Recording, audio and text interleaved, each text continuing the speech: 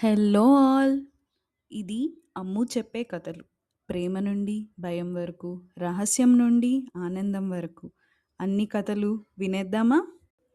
త్రివేంద్రం వయసు 43 సంవత్సరాలు. కానీ ఇంకా పెళ్లి చేసుకోలేదు. కారణం, జ్యోతిష్యం బాగా నమ్ముతాడు త్రివేంద్రం. పెళ్లి చేసుకుంటే తన ఆస్తి మొత్తం కోల్పోతాడు అని పక్కటి పురాణం తెలిసిన ఒక బాబా అన్నాడని ఇప్పటి వరకు పెళ్లి చేసుకోకుండా ఒంటరిగా మిగిలిపోయాడు. త్రివేంద్రంకు కొంచెం కోపం ఎక్కువే. ఆఫీస్లో వాళ్ళు చేసిన చిన్న చిన్న తప్పులకు తిడుతూ ఉంటాడు. అయినా కానీ ఆఫీస్లో పనిచేసే వాళ్ళు త్రివేంద్రంపై కోపం పెంచుకోరు. ఎందుకంటే త్రివేంద్రం ఒక అనాథ. చిన్నతనంలో ఒక కార్ యాక్సిడెంట్లో కుటుంబాన్ని కోల్పోయాడు త్రివేంద్రం. చాలా కష్టపడి చదివి ఈ పొజిషన్‌కి వచ్చాడు. ఆఫీస్‌ని కుటుంబంలాగా, ఆఫీస్ స్టాఫ్‌ని కుటుంబ సభ్యుల్లాగా చూసుకుంటాడు. ఒక వారం క్రితం సన్‌సెట్ క్రాఫ్ట్ అనే పెద్ద కంపెనీ నుండి పెద్ద ప్రాజెక్ట్ వచ్చింది. దాన్ని అందరికంటే బెస్ట్ అని రామ్‌కి అప్పగించాడు. దురదృష్టవశాత్తు కార్తీక్‌కి జరిగిన ప్రమాదం వల్ల వారం రోజుల పాటు ఆఫీస్‌కి రాలేకపోయాడు రామ్. రామ్ రాకపోవడం వల్ల ప్రాజెక్ట్ ఆగిపోయిందని కోపంలో ఉన్నాడు త్రివేంద్రం. త్రివేంద్రం రామ్‌ని చూసి దగ్గరికి వస్తున్నాడు.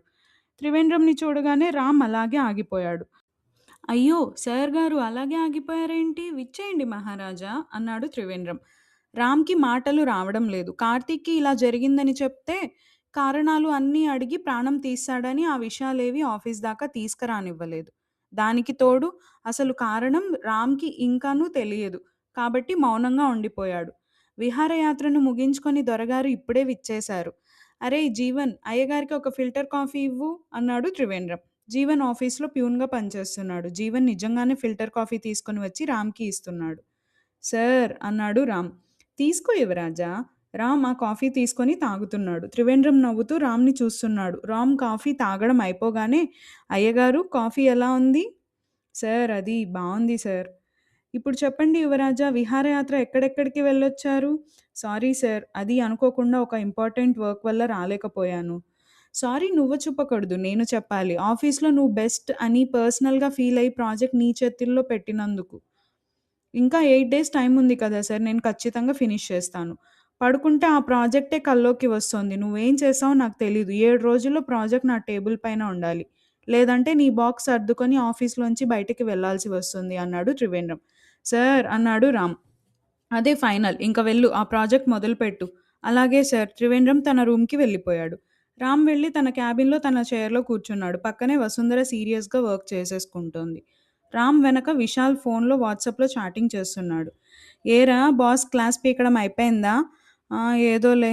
మా అనుబంధాలు అలాంటివి.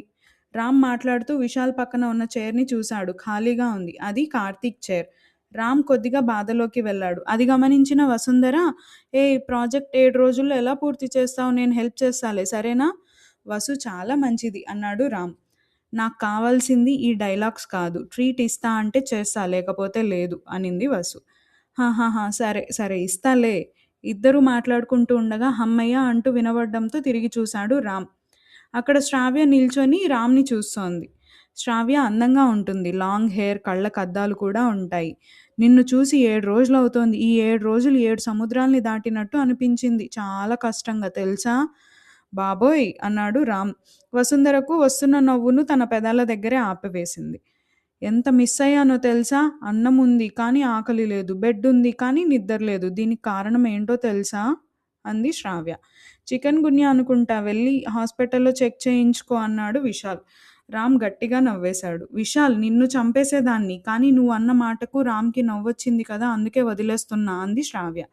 శ్రావ్య పడుతున్న సిగ్గు చూసి వామ్మో! అన్నాడు విశాల్.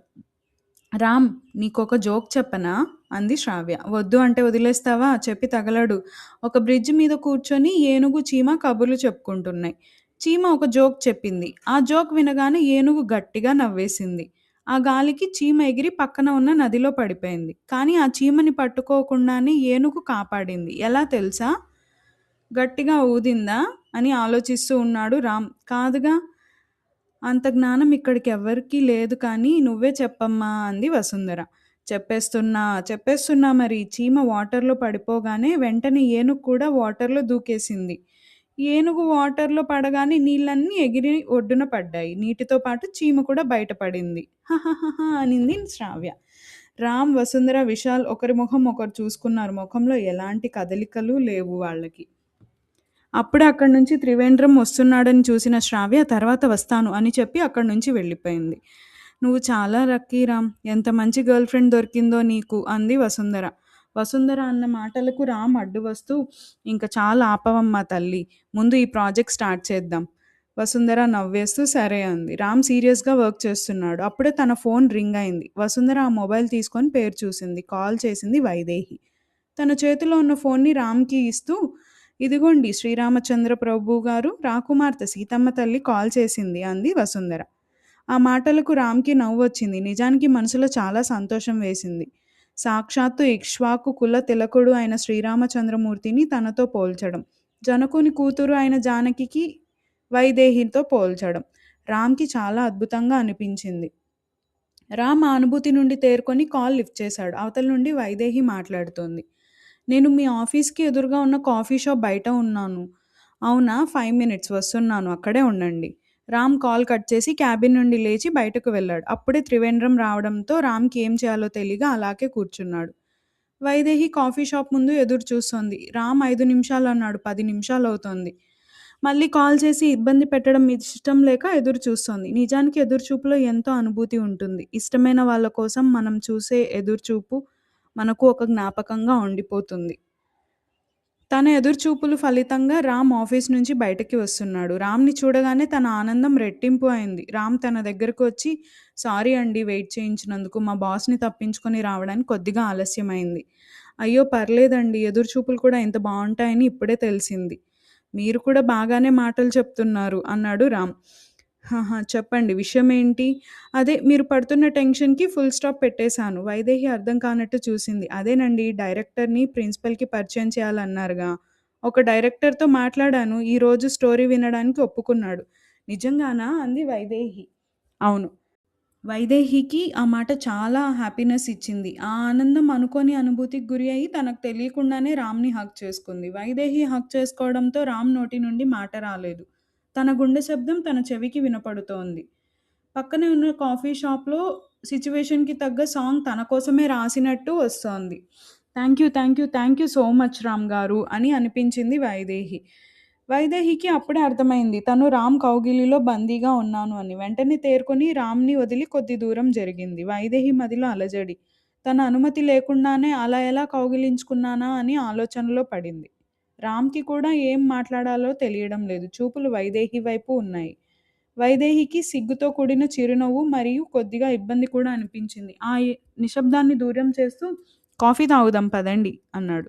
సరే అన్నట్టు తలూపింది వైదేహి. ఇద్దరూ అక్కడ ఉన్న కాఫీ షాప్‌లోకి వెళ్ళాడు. కానీ ఆ క్షణం రామ్‌కి తెలీదు. తన ఆఫీస్‌లో ఉన్న శ్రావ్య గ్లాస్ డోర్ నుండి వాళ్ళనే చాలా సేపటి నుంచి కోపంగా చూస్తోందని. అనంతగిరి. ఒక కార్ వేగంగా అనంతగిరి పొలిమేర నుండి లోపలికి దూసుకు వస్తోంది. కారు వెళ్ళే వేగం భూదేవితో వాయుదేవుడు యుద్ధం చేస్తున్నట్టుగా ఉంది. భూ ఉపరితలాన్ని వేగంగా వాయుదేవుడు ఢీకొట్టి భూమిపై ఉన్న దుమ్ము మరియు ఇతర సూక్ష్మ రేణువులను తనలో కలిపేసుకుంటున్నాడు వాయుదేవుడు. వాయుదేవుడు అలా చేయడం వల్లనే కావచ్చు అగ్నిదేవుడు కారు లోపల మండి పొగ రూపంలో వాయుదేవుడిపై బాణాలు సంధిస్తున్నాడు. చుట్టూ పచ్చని పొలాలు, మధ్యలో ఒక మట్టి రోడ్డుపై కారు వేగంగా వెళ్తోంది. ఊరి లోపలికి రావడంతో ఆ కారు వేగం తగ్గింది. ఒక చెట్టు దగ్గర ఇద్దరు ముసలివాళ్లు కూర్చొని కబుర్లు చెప్పుకుంటున్నారు.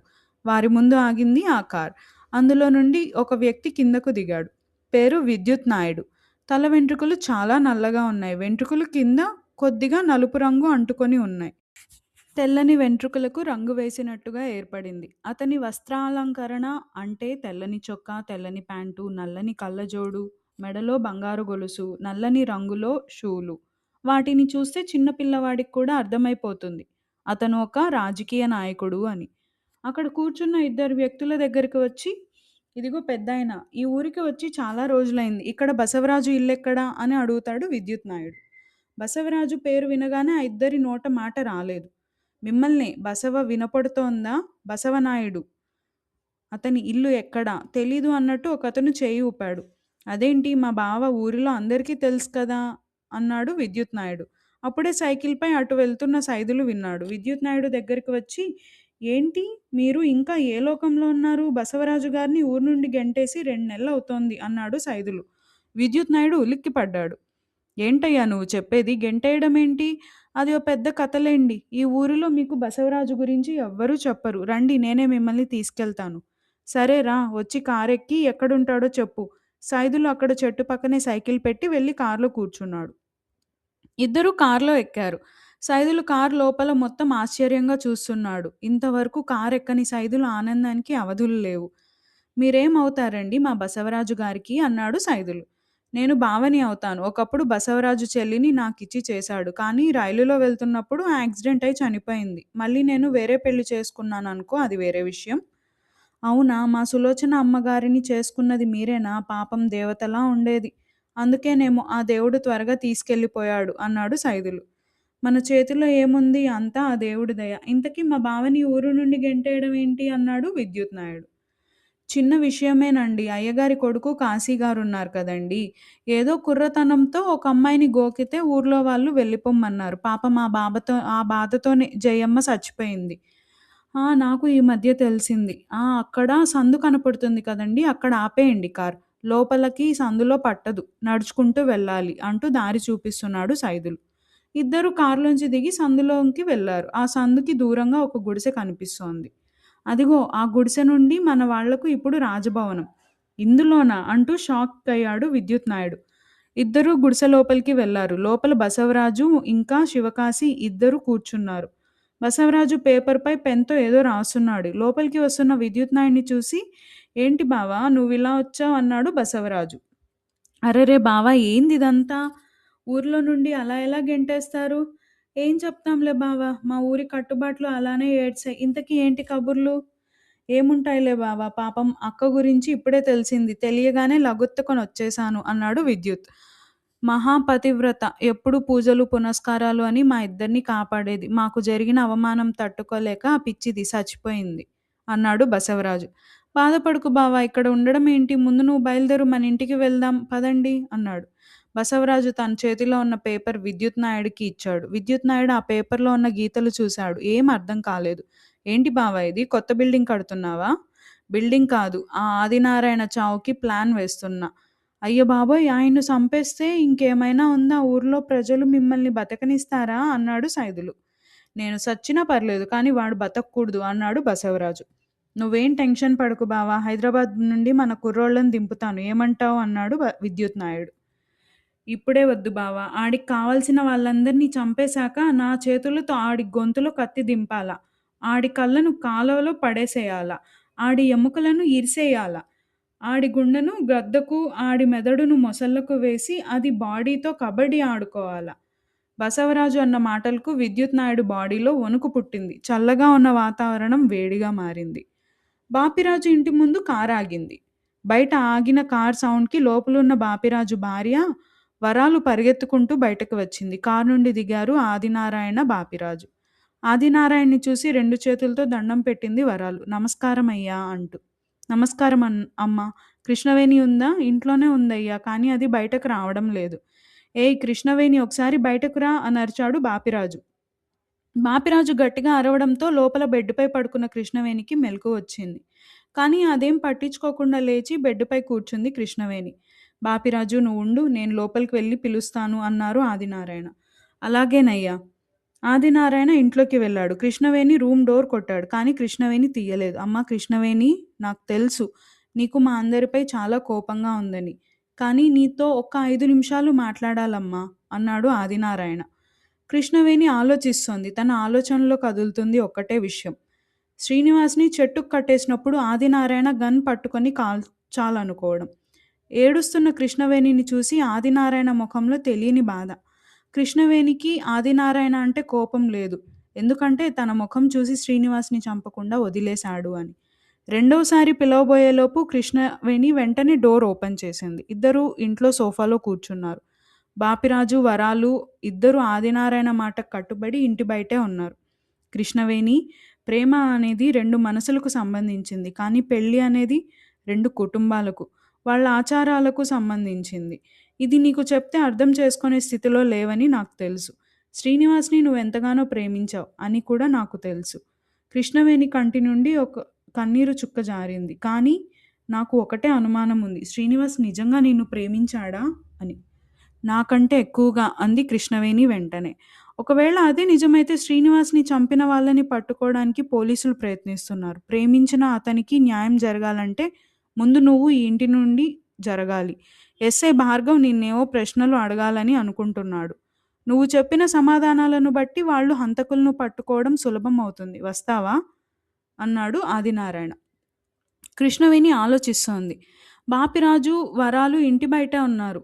ఆదినారాయణ ఇంటి నుండి బయటకు వచ్చాడు. అది ఎవరు చెప్పినా వినదయ్యా అన్నాడు బాపిరాజు. కృష్ణవేణి ఇంటి నుండి బయటకు వస్తుంది. బాపిరాజు కృష్ణవేణిని చూశాడు. మనం చెప్పే పద్ధతి ప్రేమగా ఉంటే శత్రువులే వింటారు. మన అమ్మాయి వినదా? బాపిరాజుకి మాటలు రాలేదు. అమ్మాయిని బండెక్కించు, మన ఇంటికి వెళ్దాం. కృష్ణవేణి కారెక్కింది. బాపిరాజు, ఆదినారాయణ ఇద్దరూ కారెక్కి స్టార్ట్ అయ్యారు. విశాఖపట్నం వాతావరణం చూస్తుంటే వర్షం వచ్చేలా ఉంది. కాఫీ తాగుతూ అన్నాడు రామ్. ఎదురుగా కూర్చొని ఉంది వైదేహి. అవును, ఈరోజు మీ మీటింగ్ ఎలా అయినా అయిపోవాలి. రేపు మార్క్స్ వేసేస్తాడు. ఇంతకీ మీ రైటర్ ఎక్కడా? ట్రాఫిక్లో ఇరుక్కుపోయి ఉంటాడు. తన మొబైల్ తీసి కాల్ చేయబోయింది వైదేహి. అంతలోనే అక్కడికి వచ్చాడు రామనాథం. రామనాథంని చూడగానే హాయ్ సార్ అంటూ పలకరించింది వైదేహి. రామనాథం మొహంలో ఏదో తెలియని తేజస్సు. సాయంత్రం ఫోన్ చేసి వైదేహి చెప్పిన మాటకు రాత్రి సరిగ్గా నిద్ర పట్టలేదనుకుంటా. కళ్ళు కొంచెం ఎర్రగా ఉన్నాయి. మనం ఏదైనా అనుకున్నది అవ్వబోతుంటే మన ఊహలు, ఆలోచనలు మన ఊహాశక్తిని మించిపోతాయి. ఇప్పుడు అదే పరిస్థితుల్లో ఉన్నాడు రామనాథం. ఉదయం భార్య చేసిన నచ్చని ఇడ్లీలు వెచ్చని హృదయంతో తిని బాగున్నాయని చెప్పి ఇంటి నుంచి స్టార్ట్ అయ్యాడు. దారిలో ట్రాఫిక్ ఎక్కువగా ఉందని కార్ అక్కడే ట్రాఫిక్లో వదిలేసి పక్క సందులో ఆటో కనపడితే ఎక్కి కాఫీ షాప్కి వచ్చాడు. పాపం అక్కడ తన కార్ని ట్రాఫిక్ వాళ్ళు పోలీస్ స్టేషన్కి కూడా తీసుకువెళ్ళిపోయారన్న విషయం రామనాథంకి తెలీదు. తెలిసినా కానీ బాధపడి అయ్యో అనే స్థితిలో లేడు. పోతే పోయిందిలే డొక్కు కార్ అని తేలిగ్గానే తీసుకునేలా ఉన్నాడు. మరి ఏమ్మా లేట్ చేశానా అన్నాడు రామనాథం తన చేతిలో ఉన్న బుక్ని టేబుల్పై పెడుతూ. అయ్యో లేదు సార్, మేమే త్వరగా వచ్చాము అంది వైదేహి. అవునా? రామనాథం రామ్ని చూశాడు. మెల్లిగా వైదేహి దగ్గరకు జరిగి చెవిలో ఎవరతను, బాయ్ ఫ్రెండా అని అడిగాడు. వైదేహి రామ్ని చూసింది. ఇద్దరు ఏం మాట్లాడుకుంటున్నారా అని ముందుకు వంగి వింటున్నాడు. నో అలాంటిదేం లేదు సార్ అంటూ మెల్లిగా రామనాథంకి వినబడేలా చెప్పింది వైదేహి. అబ్బాయి చాకులా ఉన్నాడు, లేట్ చేయకుండా బుట్టలో వేసేసుకో అన్నాడు రామనాథం. తను అన్న మాటలకు ముందు సిగ్గు వచ్చింది, కానీ ఆ మాట వైదేహికి నచ్చింది. అంతలో కాఫీ షాప్ బయట కారు ఆగింది. అందులోంచి ఒక మాస్క్ వేసుకున్న అతను దిగాడు. మాస్క్ వేసుకున్న అతన్ని గమనించాడు రామనాథం. అతను అటూ ఇటూ చూస్తూ మెల్లిగా కాఫీ షాప్లోకి వచ్చి రామనాథం వైపు వస్తున్నాడు. తనకి భయం మొదలైంది. అతను రామనాథం కూర్చున్న టేబుల్ దగ్గరకు రాగానే దొంగ దొంగ దొంగ అని గట్టిగా అరిచాడు. ఆ అరుపులకి కాఫీ తాగుతున్న అందరూ లేచి బయటకు పారిపోయారు. కంగారు పడి తన మాస్క్ని తీశాడు. మాస్క్లో ఉన్నది ఎవరో కాదండి, మన రాంబాబు. ఏంటయ్యా భయపెట్టేశావు అంటాడు రాంబాబు. రాంబాబు గారు మీరా అన్నాడు రామ్.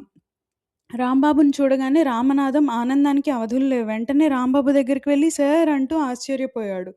గుర్తుపట్టలేకపోయారు కదా?